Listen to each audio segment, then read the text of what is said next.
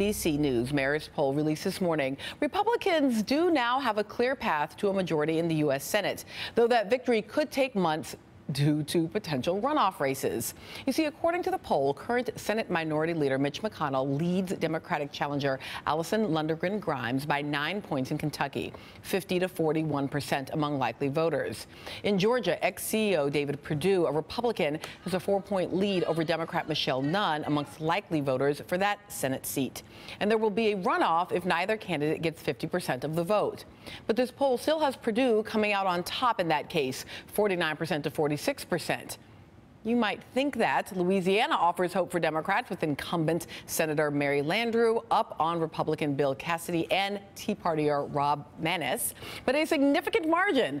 But in a hypothetical runoff in that state, Landrieu loses to Cassidy by 5 points among likely voters.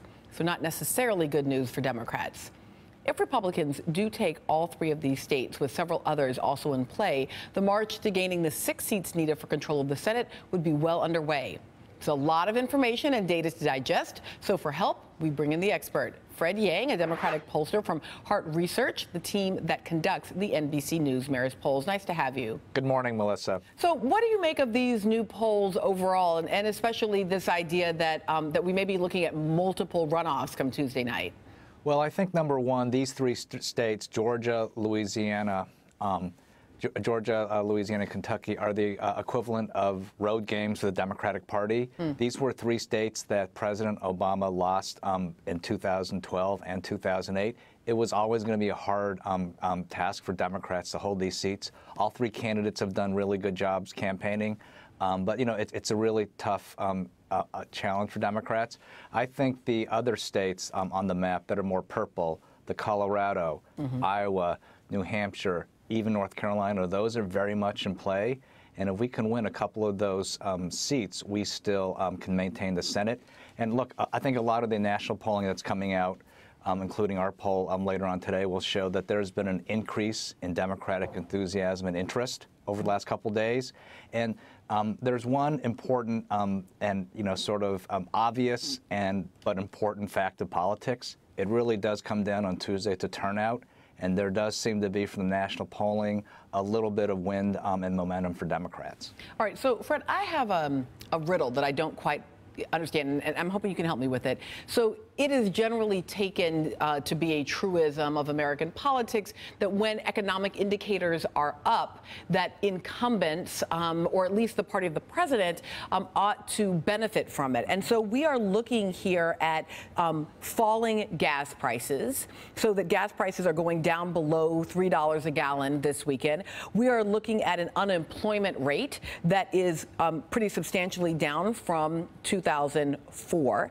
And we are looking at consumer confidence, which is up, right? So if I'm looking at all of these kind of economic indicators saying things are going great and there's a Democrat as president, why aren't Democratic incumbents at the state level being able to benefit from that? Well, I think the short answer and the long answer is that for a lot of American voters, they are not personally feeling the benefits of the improved economic situation. I think, politically speaking, the 6th year of a presidency is always tough, regardless of which, you know, party the president belongs to and the economic situation. You know, there's this thing in politics called the 6-year itch. I think, you know, people always want to change. So I think for Democratic incumbents and Democratic candidates, the puzzle has been, the challenge has been this 6-year itch. But yeah, as you say, juxtaposed with at least the economic indicators looking better, you know, I think there are other issues out there that voters are caring about and thinking about as they vote. Some of them have to do with the economy. I think a lot have to do with what they perceive as dysfunction in Washington.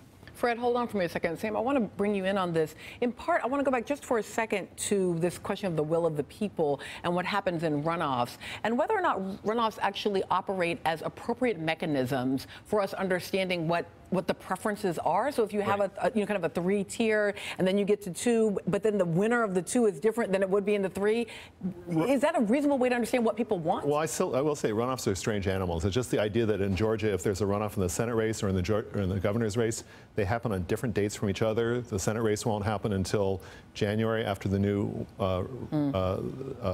Senate comes in. But I also want to say that you're saying that things are looking distinctly unfavorable for the Democrats. I should say there are numbers that are not appreciated. So, for instance, Obama's approval numbers are negative, but they are not going down. In fact, since summer, his disapproval numbers have come back 3 points from summer.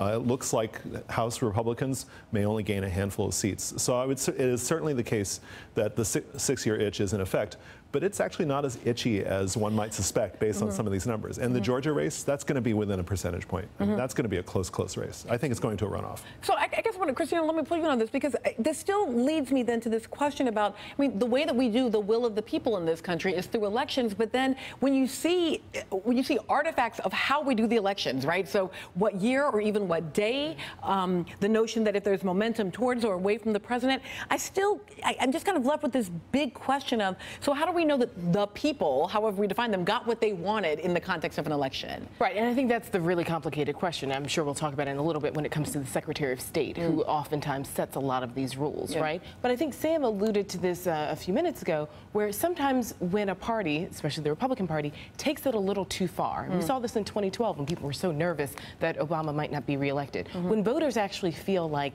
they're being assaulted, right? Either with voter ID laws or with missing ballots, registration ballots, or with what seems to be draconian laws from a possible Republican Secretary of State on their franchise, then we actually might see this mobilization that Sam is talking about that will decrease this gap. That seems exactly right. And we saw that in 2012 too, where there are people who came out because they really felt like there was a supremacist society that was working against them. Thanks to Fred Yang this morning. I appreciate your work, and also thank you to Sam Wong this morning. Still to come this morning, why Russian politicians are mad at Apple CEO Tim Cook. But first, riddle me this.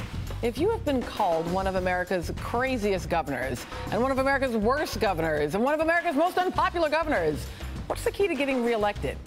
Stay with us.